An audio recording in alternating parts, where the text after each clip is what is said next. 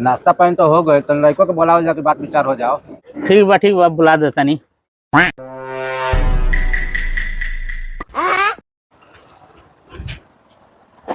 आवता लेके आवता। प्रणाम प्रणाम प्रणाम। बैठो बाबू, आओ बैठो। अभी मजा आएगा ना भिड़ो। लड़का तो बड़ा संस्कारी बा, दूरे से प्रणाम कर लेता। बबुआ तार नाम का हो? जी हमारा नाम अंकित कुमार है। भाई है ना वो। बबुआ तू कौन भाई बड़ो? हम 2 भाई बानी। तू बड़ हुआ कि छोटा हुआ? जी हम छोट हई। तार भाई का करेलन? भाई हमारे आर्मी में बारन, अभी उनकर बहाली भइल। शादी हो गल उनकर? ना अभी उनकर शादी नहीं भइल, हमरा बाद होई, हमार हो जइतो उनकर होई। तू कौन काम धंधा करेलो? काम हम कोनो सिखले बड़ा कि ना? ए महाराज जी का कहतनी, घर के दुलरुआ लड़का हो, अभी एकरा पर तो लोडे नहीं खे डाले के। अभी तो खाता पियता ऐश करता। ए महाराज, हाँ पापा आप भैया हमरा खातिर इतना कमा के कह देल बालो कि हमरा कोनो काम करे के कमाए के जरूरत ना पड़ेला।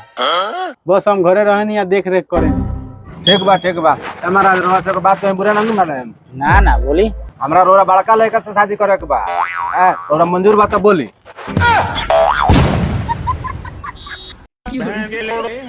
अबे साले महाराज वही क्या कहते नहीं जी, देखौटी होता छोटका लड़का के, बड़का लड़का के फेर में पड़ गई नी ना, ओकर सूरत देखनी ना ओकर चेहरा देखनी।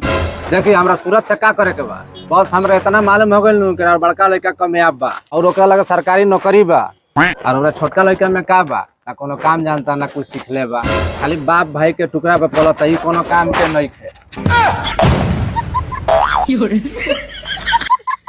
साला मुआ पे कहिया घोसड़ी वाला, तू तो हद कर देले हुए एकदम। अगर बड़का लड़का से शादी करे के तैयार बानी तो बोली, हम कितना दहेज देवे के तैयार बानी।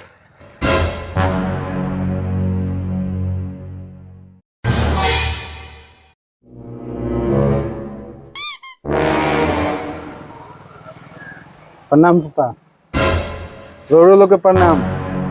ए कहाँ जाता रे? पापा हम अपन जिम्मेवारी समझ गइल बानी, अब हमो जाता नहीं कोनो काम सीखे, जब ले कामयाब ना हो जब ले आएम ना, कामयाब होइए के आएम।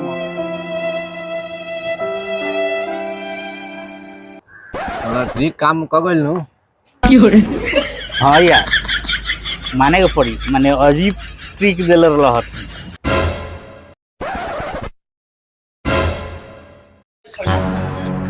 का भइल हो इतना जल्दी बोलैलो? हमर साइकिल पंचर हो गइल, पैदल आवे के पड़त है। बोलो का भइल बा?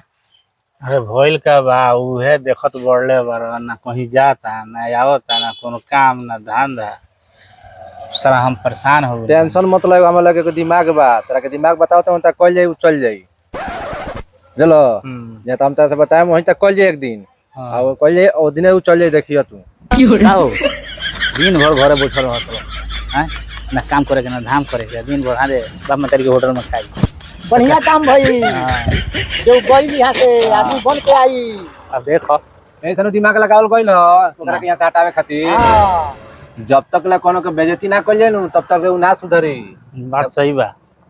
देखलो बेइज्जती कइनी है सन, चल गइल नु, ओकरा लाज लागल हो, चल गइल उठ के बैल खिसिया के कमाए तो तू आदमी बनी। मेरा मुंह से निकल गई, क्या बताऊं? अरे बाबा ये क्या है? ए हो देखो फिर आवता हो दे। है ना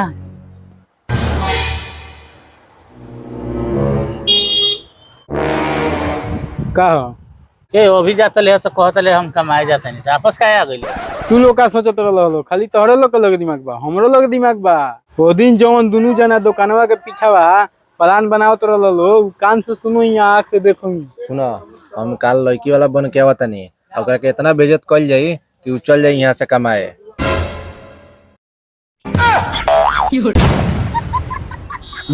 बाहर के ना अब घेवड़ा जाए, जिंदगी भर एजन बैठ के खाए में तरह खियाए के पड़ी। ये जा रहा है एजन खान खाली। ये महाराज तो प्लान पर पाला फेर दे हलक, तो अब करे केना भेजल जाओ? एगो हमारे लगे जोड़ी बा रामदेव बाबा के, उनका के सुनहा देब नु, टन कमाई के चल जी यहाँ से।